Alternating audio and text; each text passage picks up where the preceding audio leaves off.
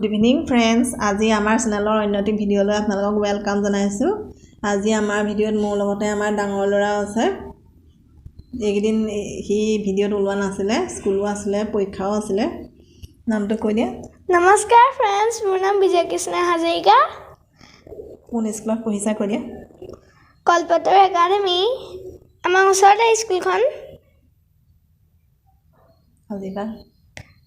আজিৰ পৰা আমি চেনেলত ওলাম। ঠিক আছে ফ্ৰেন্ডছ, মই এতিয়া খেলিবলৈ যাওঁ দে, কাইলৈ আকৌ আহিম।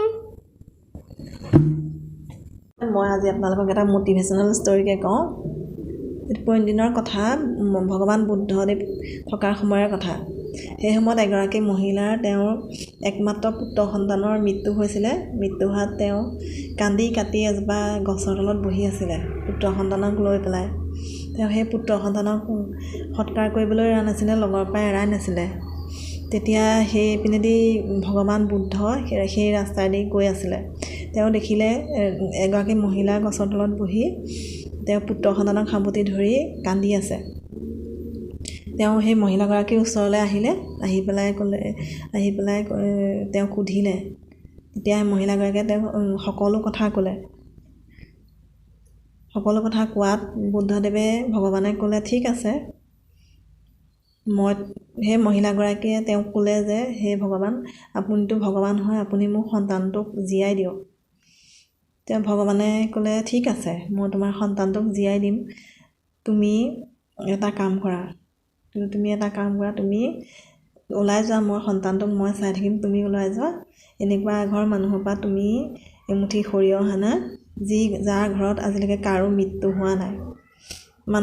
মানুহগৰাকীয়ে মনতে বহুত প্ৰশান্তি পালে। মানুহগৰাকীয়ে ভাবিলে মইতো সৰিয়হ পামেই, তেতিয়া মই মোৰ সন্তানক জীয়াব পাৰিম। তেওঁ এমুঠি সৰিয়হৰ আশাত ওলাই গ'ল। সেইদৰে তেওঁ প্ৰথম মানুহ ঘৰৰ দুৱাৰমুখত ভৰি দি গৃহস্থক মাতি পেলাই ক'লে, মোক এমুঠি সৰিয়হ দিয়কচোন, মোৰ একমাত্ৰ পুত্ৰ সন্তানৰ মৃত্যু হৈছে, এই সৰিয়হ মুঠি পালে মই তেওঁক জীয়াব পাৰিম। মানুহগৰাকীয়ে ক'লে ঠিক আছে, এমুঠি সৰিয়হে আমি নিশ্চয় দিব পাৰিম।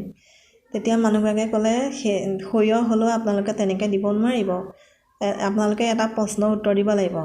কি কওকচোন। তেতিয়া মানুহগৰাকীয়ে ক'লে আপোনালোকৰ ঘৰত কাৰোবাৰ বাৰু মৃত্যু হৈছে নেকি ইতিমধ্যে। তেতিয়া মানুহজনে ক'লে হয়, আজি অলপ দিনৰ আগতে আমাৰ দেউতাৰ মৃত্যু হৈছে। তেতিয়া মানুহগৰাকীয়ে ক'লে তেতিয়াহ'লে মই আপোনালোকৰ ঘৰৰ পৰা সৰিয়হ নিব নোৱাৰিম। তেতিয়া সেই মানুহগৰাকীয়ে আকৌ দ্বিতীয় ঘৰ মানুহ, তৃতীয় ঘৰ মানুহ, চতুৰ্থ ঘৰ মানুহ এইদৰে গৈ আছে। তেওঁ কিন্তু কাৰো ঘৰৰ পৰা সৰিয়হ এমুঠি আনিব পৰা নাই, কাৰণ প্ৰত্যেকৰ ঘৰতে কোনোবা এজন নহয় কোনোবা এজনৰ মৃত্যু হৈছে আৰু প্ৰত্যেকৰ ঘৰতে দুখ আছে। তেতিয়া তেওঁ এইদৰে গৈ আছে, গাঁৱৰ গোটেই অঞ্চলটো ইঘৰ সিঘৰ মানুহ ভ্ৰমণ কৰি ঘূৰি ফুৰিছে। এতিয়া গৈ তেওঁ সেই অঞ্চলৰ আটাইতকৈ ধনী মানুহৰ ঘৰ পালেগৈ। তেওঁ ভাবিলে যে এই ঘৰ ইমান ধনী মানুহ, ধনে ধানে ঐশ্বৰ্য বিভূতিয়ে পৰিপূৰ্ণ হৈ আছে, এওঁলোকৰ নিশ্চয় দুখ নাই, তেওঁলোকৰ কাৰো নিশ্চয় মৃত্যু হোৱা নাই। তেতিয়া সেই মানুহ ঘৰত গৈ পেলাই তেওঁ এমুঠি সৰিয়হ খুজিলে। তেতিয়া সেই মানুহ ঘৰৰ গৃহস্থ ওলাই আহি ক'লে, সকলো কথা তেওঁ ক'লে গৃহস্থক যে এনেকৈ সৰিয়হ মুঠি এনেই দিলে নহ'ব, এনেকুৱা মানুহেহে দিব পাৰিব। তেতিয়া সেই গৃহস্থই ক'লে, আমি যদিও ইমান ধনে ধানে পৰিপূৰ্ণ হৈ আছোঁ, কিন্তু আমাৰো দুখ আছে, আমাৰো অলপ দিনৰ আগতে একমাত্ৰ সন্তানৰ মৃত্যু হৈছে। তেতিয়া সেই মানুহগৰাকীয়ে ঘূৰি পকি চাৰিপিনে চাই কেনিও এমুঠি সৰিয়হ নাপায়।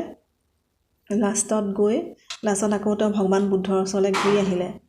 তেতিয়া ভগৱান বুদ্ধই তেওঁক ক'লে, কি হ'ল সৰিয়হ পালানে? মইতো অথনিৰ পৰা তোমালৈকে ৰৈ আছোঁ।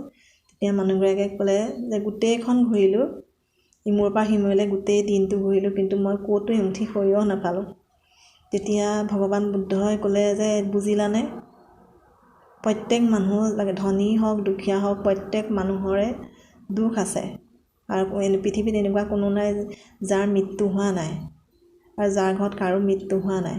জন্ম মানে মৃত্যু, জন্ম হ'লে মৃত্যু হ'বই। মানুহগৰাকীয়ে তেতিয়া তেওঁ বুজিলে, এই পৃথিৱীৰ মায়ামোহৰ কথা তেওঁ বুজিলে, সংসাৰৰ মায়ামোহৰ কথা তেওঁ বুজি পালে, সকলো বুজি পালে। আৰু জন্ম মানে যে মৃত্যু আছে সেইটো বুজিলে। লাগে এয়া দেৰিকেই হওক বা সোনকালেই হওক, বুজি পাই তেওঁ একমাত্ৰ পুত্ৰ সন্তানক দাহ সৎকাৰ কৰিবলৈ এৰি দিলে আৰু তেওঁ বহুত দুখৰ পৰা মুক্তি পালে। ফ্ৰেণ্ডছ, আজিলৈ ইমানেই আছিলে। আশা কৰোঁ আপোনালোকে ষ্টৰিটো শুনি বহুত মটিভেশ্যন পালে। কেনেকুৱা পালে আপোনালোকে জনাব, কমেণ্ট কৰিব, ছাবস্ক্ৰাইব কৰিব চেনেলটো।